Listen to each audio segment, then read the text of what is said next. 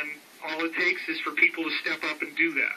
I happen to do that. So I'm sorry if people wanted somebody else, but this is what you got. I'm the one that they told, and now you've come forward, and I really appreciate that. I also want to just kick in here one very important point, and that is that if you go back to the origin of the Illuminati, which was revealed when documents from the original group founded by Adam Weishaupt in Bavaria were seized after an Illuminati henchman was struck by lightning on his horse, and then the Bavarian government officials found these Illuminati charter documents in his breast pocket of his blazer. It was from that point onward, in the series of other arrests that have happened since then, that they found that one of the key areas that these people want to control and completely dominate is science. And so in my book, Source Field Investigations, I have presented information regarding the truth of science and the truth that has been suppressed. It's very important to understand that human health does not require the products of the pharmaceutical companies. There is an aspect of human health that is related to consciousness. There is an aspect of human health that is related to good diet. And there are aspects of human health that are strictly energetic, and I'm talking about cures that require nothing but energy. And that energy, believe it or not, can be harnessed by building a pyramid. And it appears that the ancients who did this were much more knowledgeable than we gave them credit for.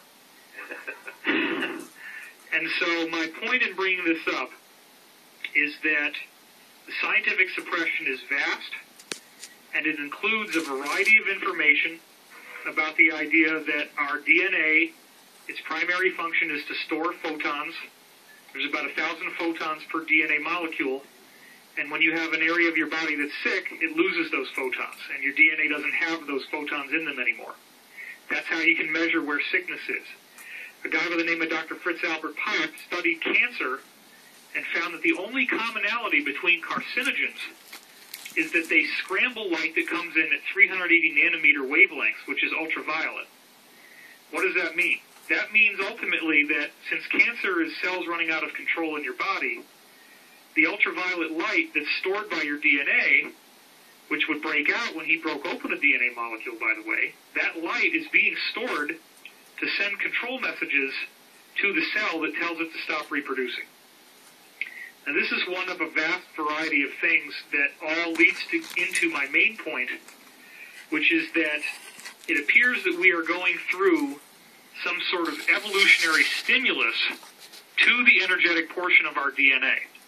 And this is not a random speculation. This is actually based, for example, on the work of Dr. John Hawkes, an anthropologist from University of Wisconsin, who has studied the last 5,000 years of mummies and grave sites that he could dig up and analyze the DNA, and he's concluded that our DNA has changed structurally by a whopping 7% in the last 5,000 years. That means that human evolution has already rapidly sped up on a genetic measurable level. You can trace it in the DNA. And in the last 100 years, there's also something called the Flynn effect, which is that IQ scores have had to be readjusted every decade because people keep getting smarter and smarter and smarter. And so all of this leads back to ancient knowledge about the times that we're now in, which was inherited by these Illuminati New World Order people.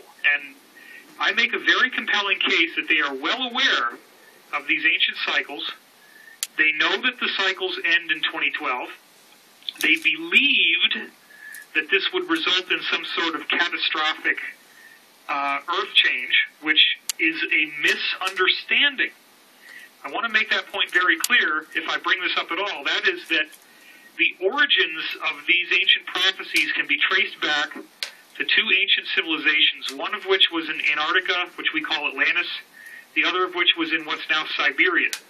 The Earth's position did shift at that time, but according to a variety of credible threads of evidence that I've tied together, it was actually the result of nuclear weapons being used. People don't realize that the Earth was home to very advanced civilizations that lacked their technology because 90-95% of beachfront property, which is where everybody wanted to live, was inundated. But these people had very advanced knowledge, and that knowledge was passed down from the Siberian strain to Iran in the form of Zoroastrianism, to India in the form of Hinduism, and on into Europe. So you got to go back to Zoroastrian and Hindu prophecy.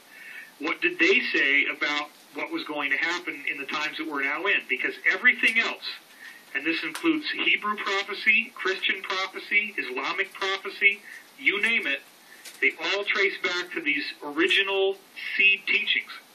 When you read the original seed teachings, the Zoroastrians say that we're going to go into a period they call Phrosokererti, which is where time changes. Something very intrinsic happens that changes the nature of our reality. So you got to go back to Zoroastrian and Hindu prophecy. What did they say about what was going to happen in the times that we're now in? Because everything else, and this includes Hebrew prophecy, Christian prophecy, Islamic prophecy, you name it, they all trace back to these original seed teachings. When you read the original seed teachings, the Zoroastrians say that we're going to go into a period they call Phrosokererti, which is where time changes. Something very intrinsic happens that changes the nature of our reality. And it's always been a mystery as to what exactly do they mean by that. Same thing with Egyptian prophecy. Same thing with ancient Greek prophecy that they inherited. It all keeps going back to, the Hindus said this too, the coming of a golden age. It's been